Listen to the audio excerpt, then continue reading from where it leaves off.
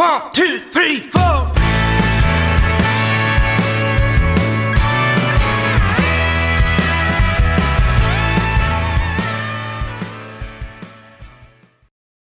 All right, welcome back to another episode of Country and Cold Cans. I'm Logan, sitting here with Trucker Andy and Kyle. Be sure to give us 5 stars and a great review on Spotify, Apple Podcast, Amazon, and Stitcher. Check out the website, countryandcoldcans.com, for blog content. And you know, if you go to countryandcoldcans.com/shop, we have our brand new, just in time for the summer, Country and Cold Cans 24, as in the year 2024, t-shirts and hats that have just hit the shop. Because, you know, here's a movement everybody can get behind, this country music and cold cans. And so just to celebrate that, you know, let's unify America. Let's stop the division. Let's heal the country. A little bit of Country and Cold Cans. Country and Cold Cans 24 shirts and hats available on the website right now. And then, you know, in the description of this podcast, there's a link that goes to speakpipe.com/coldcans where you can leave us a voicemail. We really want you to leave us a voicemail, any questions, any comments, anything you just want to say to us. We'll play it on the show. We will respond. So click in the description where it says click here to leave us a voicemail. You know what to do from there. All right, fellas, here we are, breaking our streak of like 6 album reviews in a row. I was sitting there and got to looking at it when I was producing last week's episode and posted it. And I was like, damn, we really have done nothing but album reviews lately. People keep dropping hot fire, you know. It's true. It's true. What can you do? But this week we're back with a 6-pack song roundup. We haven't done one of those in a while, probably since the beginning of the year, I want to say. But we have a mismatch of different artists, some mainstream-ish, some independent, and just a variety of sounds within the roots adjacent world. Before we get into that, I haven't listened to it yet, but have you guys seen the article that's been circulating today about Riley Green did an acoustic like teaser of a new song coming out? No, I saw the article, but I didn't read it. I didn't either. A lot of people, from what I've seen on social media, take that with a grain of salt, but they've said that this sounds like it could be one of his best songs he's released. I like the way I saw a couple lines from it that were written on some tweets, and I liked what I saw. Haven't heard it yet. Definitely going to check that out, but I'm curious as to what we're going to get. I know what we're going to get sound wise. Yeah. More Riley Green. We'll probably hear it. He'll probably release it 3 times. Andy will never let it go. Man, forgive him for that. Oh, well, you're going to hear like probably the 6 best songs on the record. They're all going to be singles. And they're going to be an EP re-released, and then it's going to be the album. Which is like half of it we've already heard. Yeah. So, I mean, that's why I don't get the hype about albums anymore, because I've already heard at least half of it. I'm with you on that. I hate that that's the way things are now, but streaming has definitely flipped everything on its head in terms of album releases. Yeah, I just want somebody to just dump it just dump an album. A la Eric Church with Mr. Misunderstood. He just dropped that. No promo. Beyonce did it once. That? No, somebody else did that. More recent than Mr. Misunderstood. I don't remember who it was. Co kind of did it with Harold Saul High. Because we were actually one of the first 2 articles on the internet back then that were talking about saying that we had heard, you know, talk that, as they say on some of the podcasts I listened to, the rumor and innuendo was that he was releasing it at midnight that night, and somebody kept commenting, they're like, do you know this for sure? And I'm like, no. I was like, I'm going to do what all the other media outlets do. If it's wrong, we'll issue a retraction and nobody will pay attention to the retraction. No, you just shadow edit. Just pretend like you never wrote it. Yeah. Yeah. Basically. That could be it. I think that might have been it. I can't think of anything else, but it was heavily rumored that the album was going to come out, but I don't think it was ever any official statements that it was. True.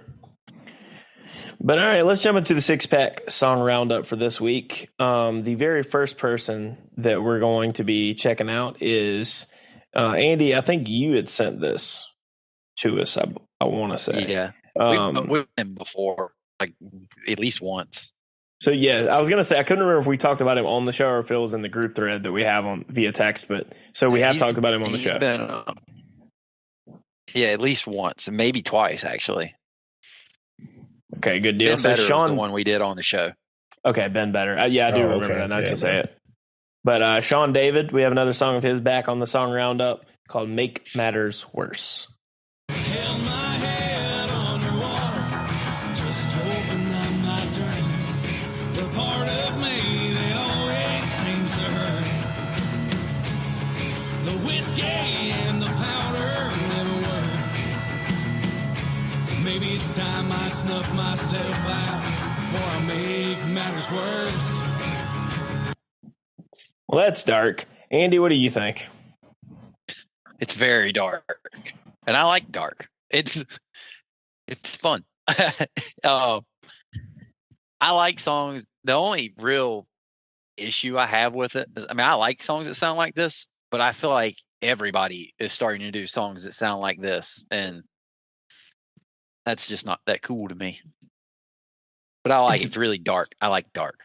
It's kind of going along with, and there are trends in all music, not just mainstream, but like it seems like people are really leaning to kind of a more rock sound in certain areas of the music space lately.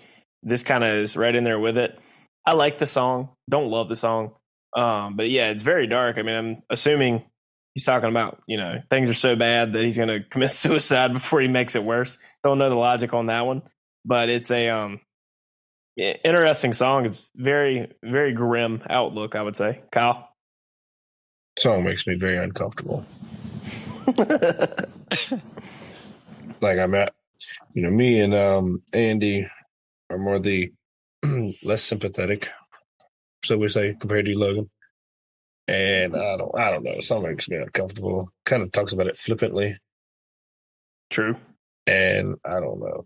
I don't know if I vibe with that. I like the sound, sure. I'm big on the rock music like Andy. I don't know. It just makes me uncomfortable every time I hear it.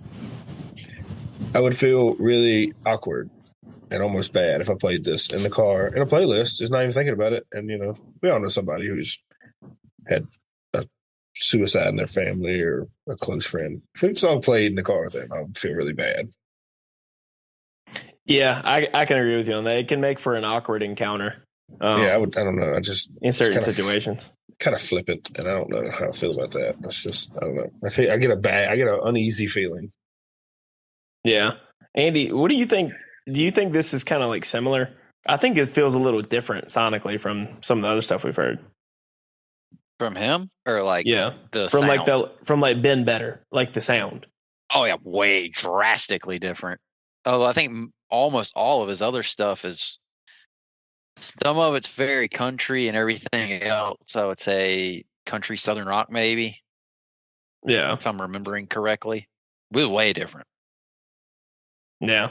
Well, I'm curious to know what people think about this. Like we said, click the description in the link. Tell us what you think about Make Matters Worse by Shawn David. If you don't like dark, just don't listen to it.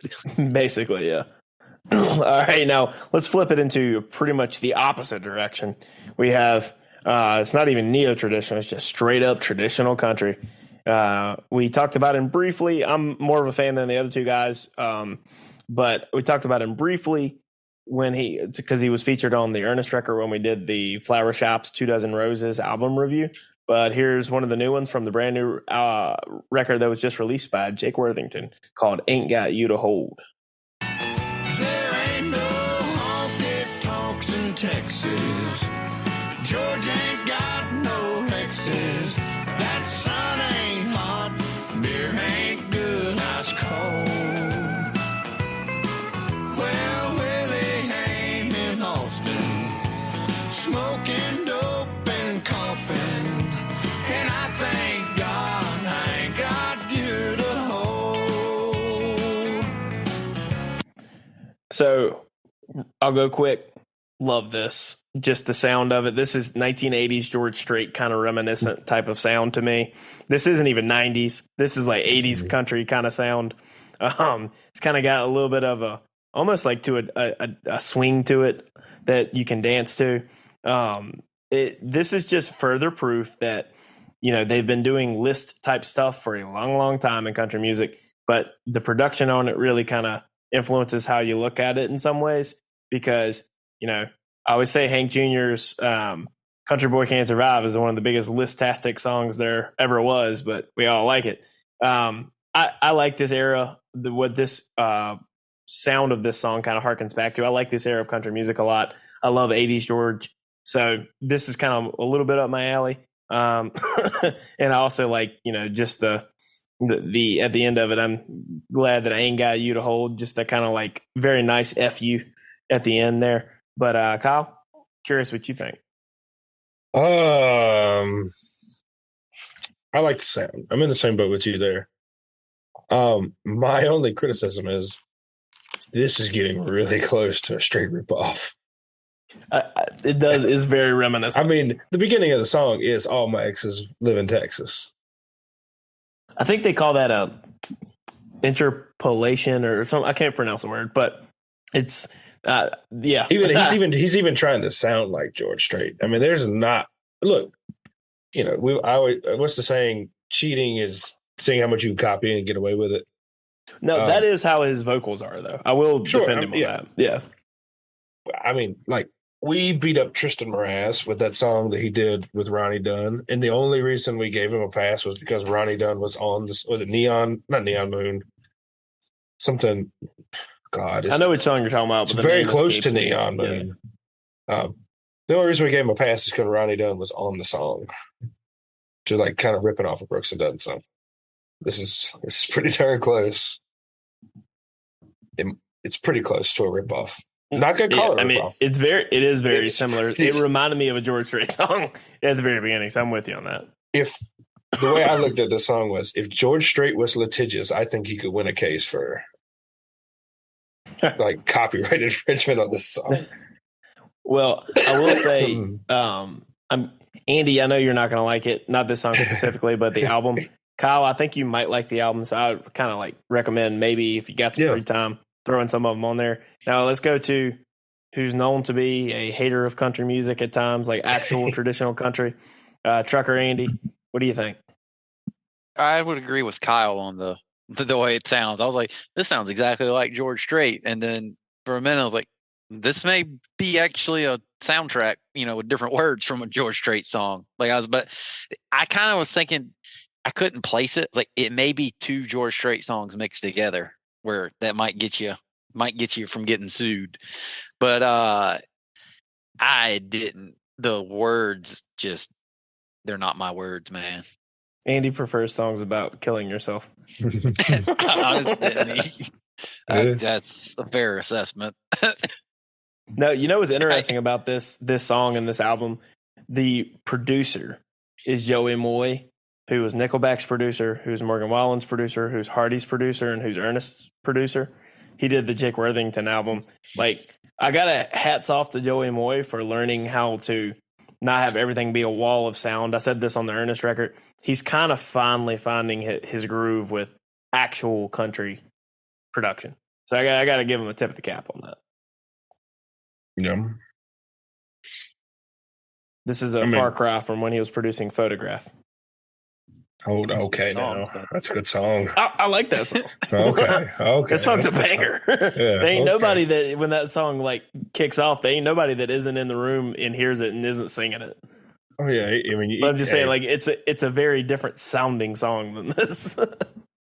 Hey, even if you pretend, even the people that don't like it, they sing it under their breath. Oh, 100%. Oh yeah. Last thing I'm gonna say is, looks like a George Strait album cover too. It's just a country album cover. Maybe. Jake Worthington. Ain't got you to hold. All right, let's move into a middle ground between all of this. A guy that I am a fan of, been a fan since his 2012 record, 2017 record. While he does veer a little bit into the poppier side of times, we've seen him in concert twice. Andy and I talked to him for a while. Andy's wearing his hat, or on top of his hat. Right now, he just grabbed his Logan Mize hat. Super nice guy. He has a new track out called "Hope I'm Not the Only One."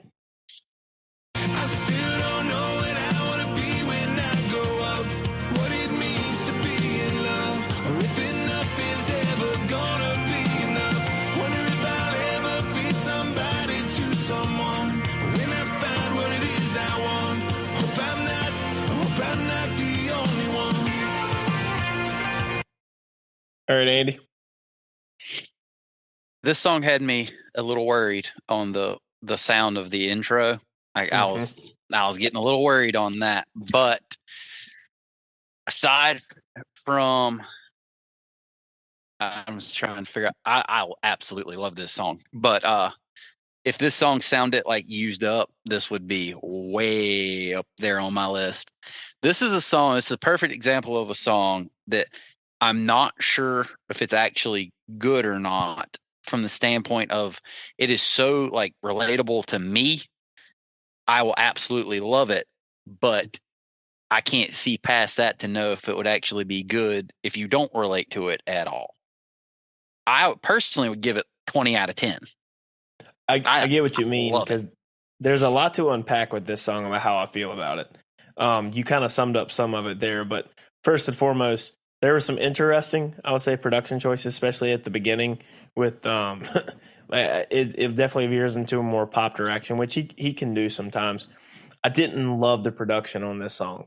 I do appreciate that they kind of went a little bit more organic, even though it has a pop melody and kind of pop feel in the chorus, but you can hear the pedal steel in the mix in the chorus.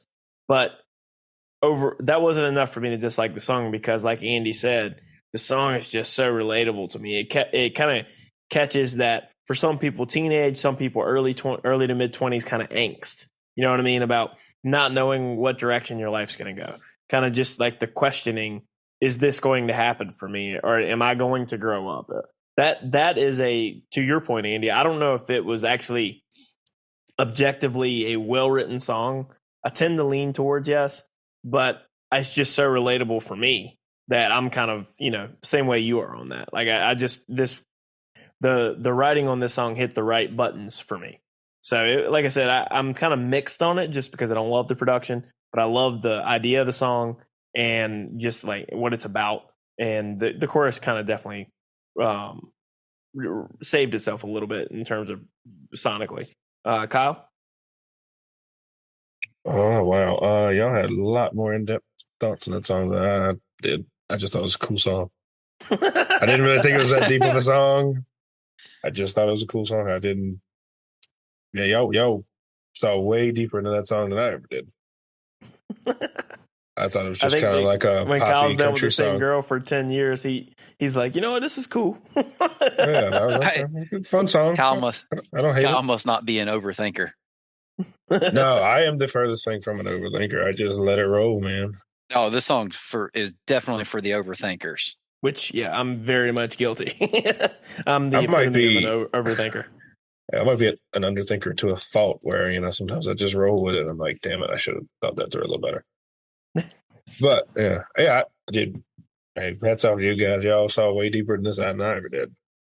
I just listened to it and I was like, that was fun. I enjoyed that. Andy, I think that's Kyle's nice way of saying that our early 20s angst is this is like a more pop kind of sugary kind of sounding song that has underlying early 20s angst that hit some type of chord and put us in our feels. And Kyle's just like, you know what? Shit was dope. Yeah. So, not much else to say. I'm glad y'all laid out such a fine dissertation on it. But that's Hope I'm Not the Only One by Logan Mize. Andy, I'm glad you liked it, because I was hoping I was not going to be the only one. But all right, next up, we have a new one from Sunday Best is a band that I've been listening to since probably 2014 or 15. The lead singer in that band, Nicholas Jamerson, we've had him on this show. Really cool dude, fantastic artist. Love his solo stuff. Sunday Best just put out a new record, but he also has a new album that's been announced for his solo stuff. I believe it's his fourth solo record, I want to say. But he has a single that's accompanying the release called Billy Graham Parkway. So check it out. If it wasn't in the name of love now, I wouldn't understand how everything just disappears now. It's here.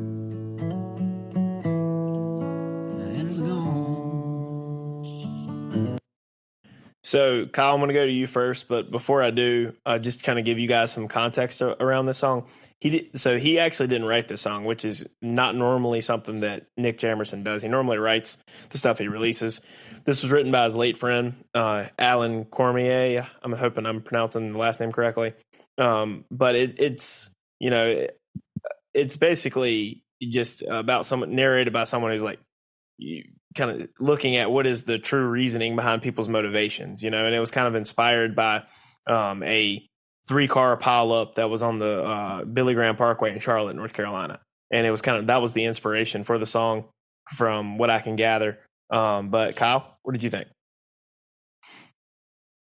I'm going to say this without disparaging the song. For 2/3 of the song, I had no idea what it was about. And then, you referenced the 3-car pileup on the Billy Graham Parkway. And then he throws, which is kind of what I thought the song was about to you.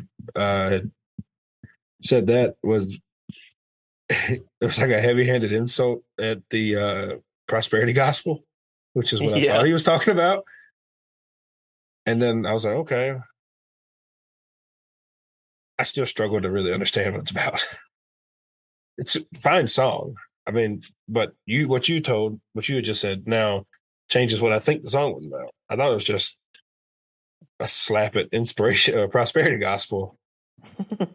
Because somebody got in a car wreck and they're talking about, was he going to go to heaven? I think that was an element.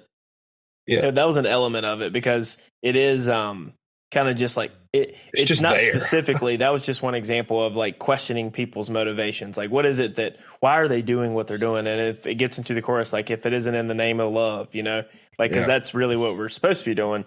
I kind of first time through, Kyle, I was with you. I was like, is this a shot at, like you said, prosperity gospel or televangelist or whatever? And there are a lot of them that I think the criticism's fair.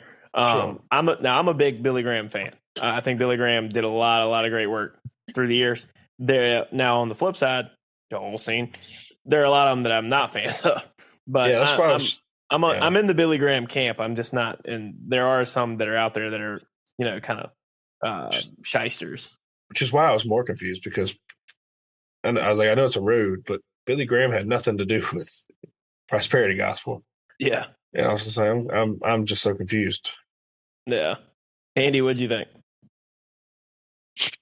I thought I was going to get roasted for saying this, but this is going to be a little bit long. I'm going to have to go with no comment because while I was listening to it, I determined I don't have the brain power today to process this, which generally would be a good thing. I generally like songs that take brain power, and today won't it. It's one that requires multiple listens, letting it marinate, and it isn't a sugar rush. It isn't something you just listen to once and know what it's about. Because at first I had no idea what he was talking about. And then I think I started to get the gist of it, but I ain't got the brain for that today. Yeah, this was one that took me multiple listens too. Like I'm still picking up on things that I missed through the first 5 times I listened to it. I'm curious. Like I want to keep listening to this to try to get more of a grasp. Yeah. But overall, I like it because I'm generally a big fan of Nick Jamerson's solo stuff. I think he's a fantastic artist and a great writer. And this was something that kind of piqued my interest when I heard it. And, like you said, it takes a little time to kind of process some of it. Yes, I'm well aware that I have not a good enough understanding of this song to really comment on it. Yeah, that's fair. But that's Billy Graham Parkway by Nicholas Jamerson. All right, next up, in the very first instance of someone getting really popular in the kind of Zach Bryan influenced young people, he shares a producer with Zach Bryan. Eddie Spear produces for this guy named Sam Barber. That's Zach's producer. He's had a bunch of streams on a couple of songs. This is one of them that he just released. It's getting quite a few streams itself, called Drowning. Then it keeps on pouring down, seas of pain. Well, this wind stirs up a hurricane, and I'll keep on drowning as long as you're away. All right, Andy, go to you first. I did think he was trying to sing like Zach Bryan. That was my thought on that. I like it though. I mean, I like the little the banjo in it. That was nifty. Yeah, it's got a fiddle breakdown, a banjo breakdown. Kyle, what did you think? Oh, sorry, Andy. Go for it. Yeah, I like the instrumentation quite a bit, but it did feel like he was trying to ride some Zach Bryan coattails on the way he was singing. And I don't know enough about the guy, know if that's just how he sounds. Oh man, yeah. So I'm gonna give Jake Worthington a slight break for ripping off George Strait. This dude's ripping off Zach Bryan. He's clout chasing, man, and just be your own person, man. Like you can't. All right, here's what I'll say. Song and all that might be fine. I just got annoyed because I was like, this dude takes the Zach Bryan growl and does it at the end of every verse, and I'm annoyed. Because Zach Bryan's growl has a slight effect because he doesn't do it every 5 seconds. Right. It's you can say well placed, but it's placed at a strategic point for effect. This dude does it at the end of every verse, at the start of every verse. I'm just like, it would be like, me stealing the most iconic thing about you, Logan, and being like, it's me. Like, no. I'm a rather boring person. I don't have any iconic things. Well, it's like the most the number one thing it's like me stealing Logan's car and be like, see, it's me now. We're like, no, everyone knows that's Logan's car. It's like you take the most easily associated thing about someone. You can't rip it off for yourself. It's not like a Logan's cowboy haircut. hat. There we go. Logan's haircut. Yep. If I did Logan's haircut, everybody would be like, well, you're kind of ripping off Logan, Like, no, I'm not. I'm myself. Like, no, comfort color shirts, khakis. Wearing one right now, country and cold cans. You can get one on the shop. Seafoam green. Some Chris Hayes glasses. You can't rip off somebody's style and then be like, I'm being my own person. Like, you can take inspiration. Like, at some point, it seems like you're. This song was interesting to me for that very reason, because I'm with you for the most part. I think part of the reason it sounds so similar to Zach Bryan is strategic. Another part of the reason is it's the same producer. And Eddie Spear, from everything we've ever heard from him, kind of has that same kind of like his fingerprints are on this. It's not very compressed. It's very open. Like it's very organic. It's very acoustic. Now the way he sings and his inflections, very reminiscent of Zach Bryan. That being said, I do like the song. I think it's a solid song.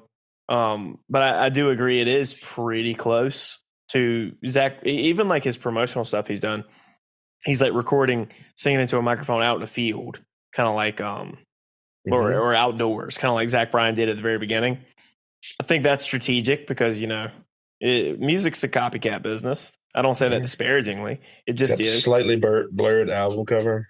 Yeah. I mean, the aesthetics of the single cover are very similar to a Zach Bryan thing.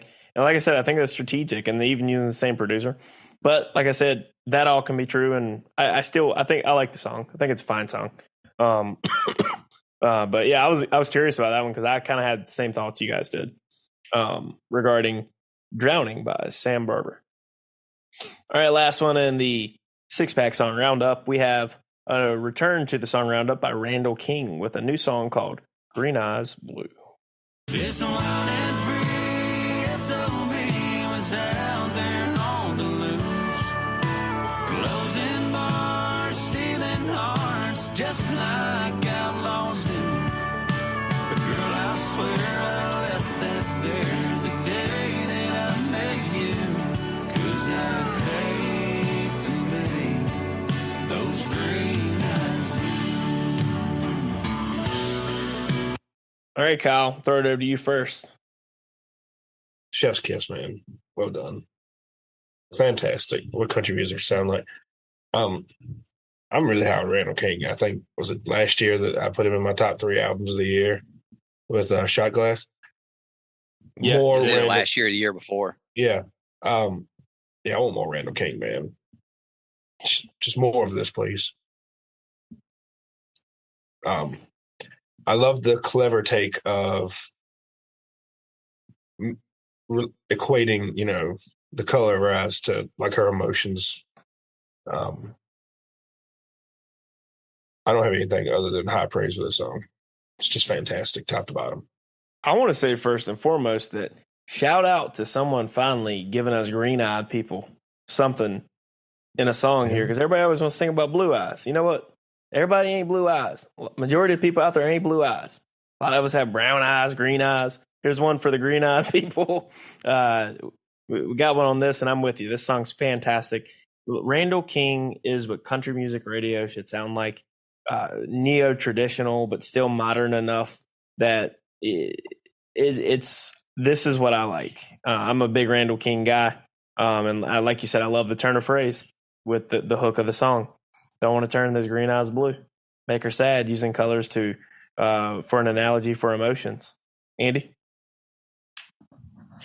this song sounds so good. I don't think I even care what he's singing about. The pedal steel, I love the guitar riff and the opening where you get like whatever that little sound is when you slide your finger like on an acoustic guitar string, how it like that's in the very beginning. That like hook, that's like to me, that's like the chef's kiss of the song. This song sounds so good. He could sing about anything. Andy's like, he could be going, I love communism. And Andy'd be like, hell yeah. That guitar riff and the pedal steel in it is just spectacular. Yeah. It's also fun that he says SOB. I don't know why I like that. Yeah, it's like, yeah, I'm a son of a bitch too. But yeah, I don't know what key they have that guitar tuned in, Andy, but it slaps. I could listen to that just instrumental. Oh yeah. Yeah. I don't know what is keyed in, but it sounds phenomenal. This song is produced to perfection in my mind. This is like I said, this is what mainstream country in my perfect world would have a lot more of on the radio. And he's his own person. He's not trying to rip somebody off. Can be done. Can be done. I still am surprised I haven't heard him on country radio yet. He's signed to a major now. I heard Colby Cooper on country radio. Really? Yes, Excuses. The other day. I've yet to hear him. But Which is baffling. Song's a banger. That's for sure. I'm ready for the new record from Randall King. Certified twanger. That's right. Slappers, bangers, certified twangers. All right. In the description of this podcast, there is a link that says click here to leave us a voicemail. Let us know what you think about any of these songs. If you have any questions for us, hit us there. We'll respond to you next week. And like I said, the brand new, we're trying to unite America here.